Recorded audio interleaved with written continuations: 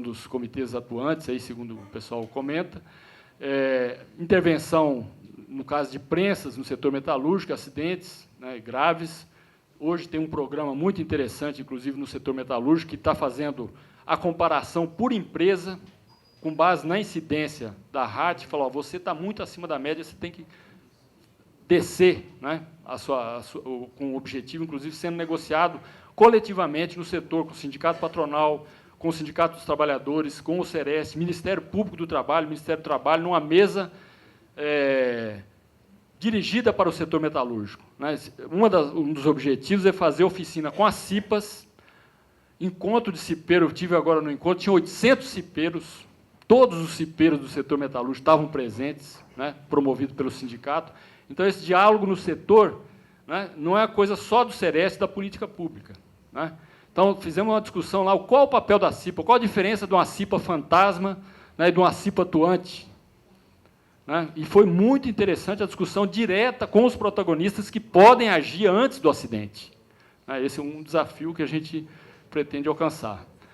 Então, na panificação, foi também criado um comitê permanente, a partir de um caso com um menor de 18 anos, gerou uma intervenção em todas as panificadoras do município.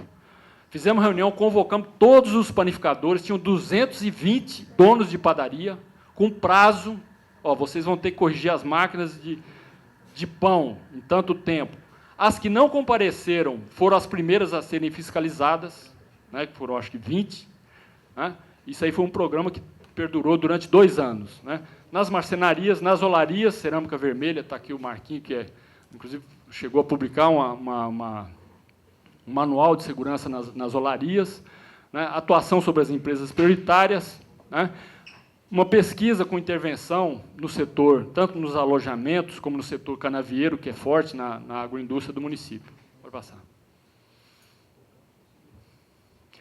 Aqui, só para dar uma ilustrada rápida nos dados, do banco de dados do CIVAT, né, de 2004 a 2009. Então, no setor formal, a gente vê, né, o que está, principalmente indústria de transformação, muito alto. Né? Você vê que o maior risco de acidente é esse né, de 6, chega a quase 10, com uma pequena queda aqui de 2008 para 2009.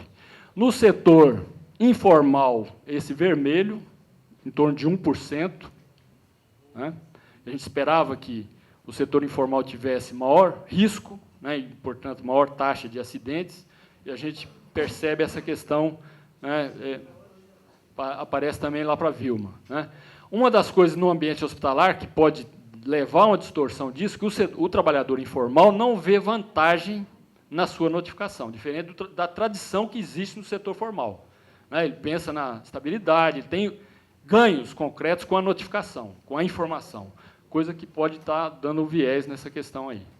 Né? E na PEA, com a dificuldade grande aqui, é saber o denominador, porque a gente fez, na primeira pesquisa, uma enquete domiciliar para saber quais são os trabalhadores, quantos são os trabalhadores no município. Então, foi feita uma pesquisa de casa em casa, com tipo pesquisa eleitoral, e a gente tem o dado lá de 2003. Né? Quantos são os informais no município? O formal a gente tem pelo CAGED, pela RAIS. Né? A população, o N, o denominador. Né? Então, aqui a gente fez, com base numa pesquisa domiciliar, e depois fez uma estimativa para os anos seguintes, até o próximo censo, para a gente vai poder ter essa informação por município. Né? Pode passar. Aqui dá para ter uma ideia dos grandes grupos, né, do setor formal, da indústria, mas aqui a gente segrega lá. A extrativa, que a Vilma já comentou, né, está lá em cima, uma queda...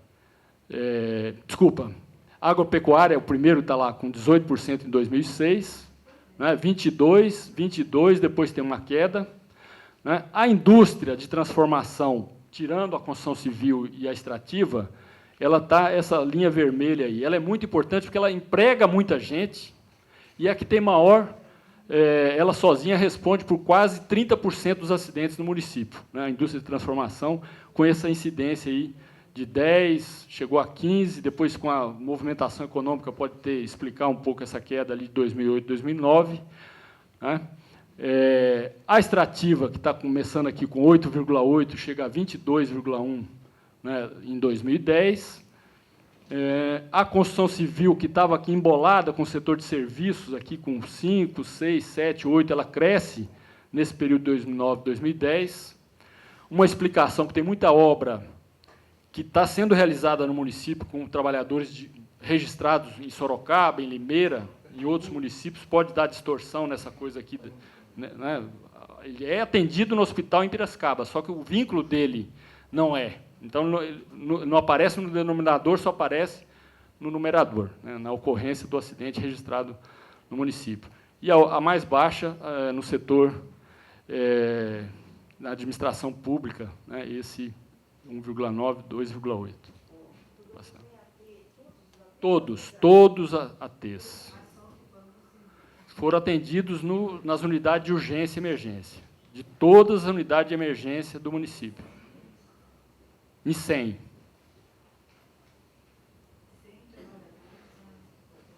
Na população. É uma proporção de incidência em porcentagem, em 100. Pode dar mais um toque, por favor. Aqui é o local de atendimento dos acidentados. A gente percebe, então, que o SUS e a rede conveniada atende 98% dos acidentes. Então, os hospitais particulares praticamente não atendem acidente, né? Quem atende acidente é o SUS. Isso dá uma informação importante para o gestor. Aqui, tanto a rede própria como a rede conveniada. É conta SUS, né? Quem paga somos nós, né? Existe aí essa socialização, né, do prejuízo. Bom, aqui uma empresa que a gente fez um acompanhamento pelas CATs de 97 a 2008. Essa empresa foi fiscalizada desde o primeiro, ela já aparecia como prioritária, com base nas CATs. A gente fez várias fiscalizações que a gente chama de rodapé, com base nas NRs, naquilo que a gente via, né? É aquela fiscalização tradicional, né, junto com o Ministério do Trabalho, com o sindicato acompanhando, mas sem uma análise aprofundada dos casos e da organização do trabalho. Então, a fiscalização é como se ela não tivesse feito cócega. Ela não mexeu nos determinantes. Então, a gente está até mandando isso aí para uma publicação para mostrar um pouco essa experiência. Pode passar. Então, essa ideia de que o visível, às vezes, né, cega. O que você vê, não necessariamente é o que acontece, né? Você chega lá, você vê andaime, risco de queda, choque elétrico, quando você tem um monte de gambiarra, com base no checklist de NR. Mas você não consegue conversar com o trabalhador para saber a organização, você não sabe, né, se tem pressa. As condições imateriais da organização do trabalho não são detectáveis numa inspeção de rotina. Essa é um pouco a ideia, né? Pode passar. Então, você pode ver numa fiscalização coisa desse tipo. O sujeito aqui está com a cadeirinha, né, irregular, né, está em desacordo com a NR. Importante, é um aspecto material, né? Como é que está o sistema de ancoragem, se tem, né, 2 cabos, se tem o trava-queda adequado. Isso é o que vê. Agora, as relações de trabalho não aparecem ao auditor, ao agente de inspeção, né? Se for o padre, aqui no caso era uma igreja, o padre falou, eu tenho uma quermesse amanhã, se vira, eu quero isso aqui prontinho, porque amanhã... Isso é imaterial, se você não conversar com o trabalhador, se você não fizer uma investigação em profundidade, você não desvela essas questões. Pode passar. Então, coisas desse tipo você vê. O trabalhador jampeou o sistema de segurança, que ele amarrou um comando bimanual. A inspeção até pega, você vê que a empresa foi desatenta, né? Porque você fica meia hora na portaria, é o tempo de você tirar essas coisas, né? Mas foi desatenta lá, deixou lá a prova. Houve um jampeamento do sistema de segurança. Por quê? Por quê? Então, isso aí pode levar a uma imputação? Pode. Quais as condições que levam a empresa, o trabalhador, a burlar, né? O que o Pará chama a burla previsível, né? Orientada por necessidade da produção. Pode passar. Então, a busca é de chegar no invisível, no imaterial, né? Pode passar. No caso do frigorífico, não, desculpa. Então, a gente usa esse modelo aí da gravata borboleta, né, que o Pará traz dessa discussão aí da análise do acidente, o que a gente busca, a partir do evento, estudar o que aconteceu, né, os antecedentes proximais, os antecedentes distais, a causa das causas, né, quais foram as causas de origem que estão presentes no sistema muito antes da ocorrência do acidente. Essas causas são detectáveis independente do evento, se tiver um processo participativo dentro da empresa, com CIPA, com organização do local de trabalho, você pode, né, identificar os incidentes, os avisos, né, antes que ocorra o evento. Mas, então, né, enxugar gelo é agir só depois. Você não mexe nada no processo causal. Vou passar. Então, esse modelo de análise foi pensado, né, porque um dos motivos era que a árvore de causa é mais complexa, tem todo um processo gráfico, né, de articular essas causas e tal. A gente desenvolveu um modelo mais dinâmico, né, que é o modelo de análise e prevenção MAPA. Começa com a identificação das empresas e vítimas, descrição do trabalho normal sem acidentes, onde é fundamental a participação do trabalhador, do sindicato, da CIPA, a descrição do acidente, aí usa o conceito que a própria árvore de causa usava, que é a análise de mudança, a análise de barreira nem tanto, não era usado na árvore de causas, a ampliação conceitual da análise, faz uma análise das medidas adotadas depois do acidente, aspectos gerenciais e organizacionais, gestão de saúde e segurança, gestão da produção, de manutenção, de pessoal, de materiais, de projeto, conclusão e recomendações de prevenção. Pode ter mais um, acho. Próximo. Então, no caso não vou me estender muito, mas pode passar. No caso daquele frigorífico, a gente, com esse método, né, com o mapa e com a análise ergonômica do trabalho, com participação, né, ficamos lá 4 meses dentro dessa empresa, nós descobrimos um ciclo vicioso. Tinha a ver com relações autoritárias, com humilhação dentro da fábrica, com altíssima rotatividade, né, com inadequação de meios materiais, né, eles fornecem uma luva para, no caso, né, um processo de abatedouro. O pessoal lida muito com faca. A luva espeta na carne ou na pele do animal ou espeta no dedo do trabalhador. Então, por que eles não usam? Né? Além de dificultar a tarefa, que é segurar e fazer o movimento com rapidez, porque é uma nória, um sistema como se fosse uma talha elétrica que desmancha. É o inverso da montagem do carro, né? Parece que o Ford se inspirou nos abatedores para fazer a linha de desmontagem, né? O abatedor faz a desmontagem, né? Então, ele começa o boi inteiro e chega lá só os pedacinhos, né? E essa velocidade é muito rápida, né? E o trabalhador tem que fazer todas essas coisas com rapidez, com precisão, né? Com alto índice de acidentes com faca. Então, o diagnóstico, a gente, quando começou a chegar nisso, boa parte das coisas são imateriais invisíveis da organização do trabalho, né? Tem coisas que você consegue ver, a maioria você não vê, né? Então, a incidência, isso explica a manutenção desse risco, né, dessa incidência alta, durante 10 anos, e é uma empresa doente, 85% roda ao ano, altíssima rotatividade, por conta da nocividade alta. Pode passar. Então, para ir terminando, a prevenção é o centro e a finalidade do sistema, aplica a diretriz do SUS, integra informação com ação, concretiza a portaria, facilita o SINAM, né, fortalece e valoriza, pode passar, as dificuldades e desafios, pode passar todos aí.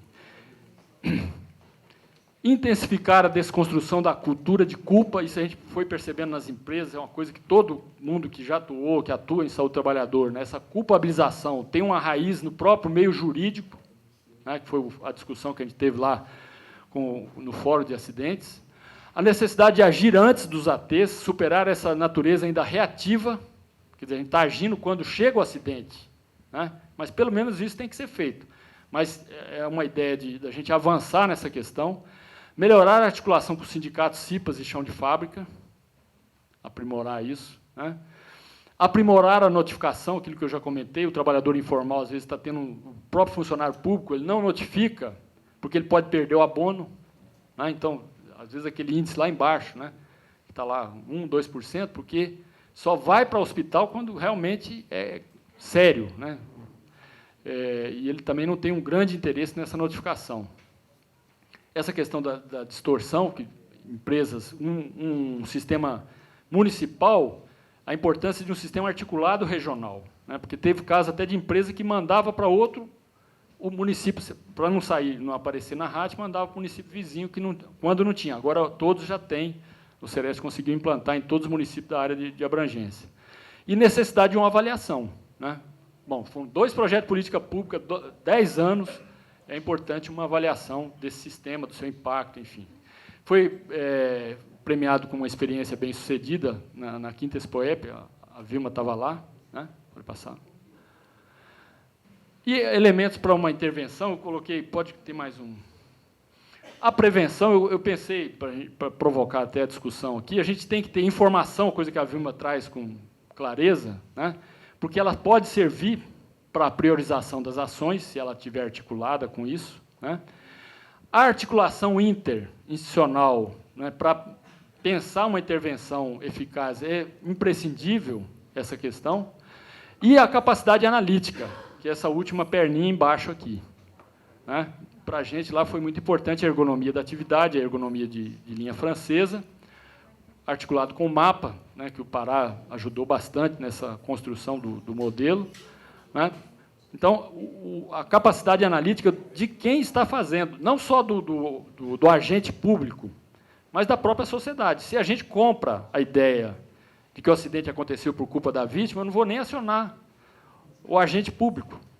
Se o sindicato compra essa primeira versão do fato, né, ele engole isso e fica por isso. Quer dizer, não vai nem ter uma ação, uma priorização. Então, são coisas que eu cheguei a pensar aí para essa discussão. O fórum, né, é uma iniciativa que surge desse 2º projeto, várias pessoas já estão conhecendo, né, tem lá roteiro de análise, casos, a gente tem curso de capacitação sobre análise de acidente, como utilizar o mapa, né, o Pará, a gente conseguiu lá no Moodle da Unesp transformar essa plataforma num instrumento útil para análise e prevenção de acidentes. Tá, nós estamos na 24ª, o Jorge já comentou, 24ª reunião em 3 anos, né, com bastante frequência de pessoas, interesse do país inteiro. Na última reunião tinha gente de Manaus, veio por conta, tem gente que veio de ônibus, veio, né? Então, uma coisa que mostrando que tem uma carência importante nessa área. Eu acho que é mais um. Essa é uma chavinha de segurança, o pessoal de segurança do trabalho, é uma chave de multibloqueio, né, que é uma coisa barata, simples, para impedir o acesso de painéis energizados. Então, quando você tem 5 pessoas trabalhando, todos têm um cadeadinho naquela chave ali, né? Você só entra o trabalhador lá quando ele tem a chavinha no bolso. É um sistema, não sei se o pessoal conhece, né? Mais uma aí. Então, é possível, viável. Essa é uma coisa que veio da campanha lá do Ministério da Saúde, né? Conte para a gente, conte com a gente. Eu acho que é uma mensagem que é muito válida. Foi pensada na época lá do Marco Pérez, com o pessoal da Alboré, né? Sistema de Vigilância e Acidente de Trabalho. É isso, obrigado.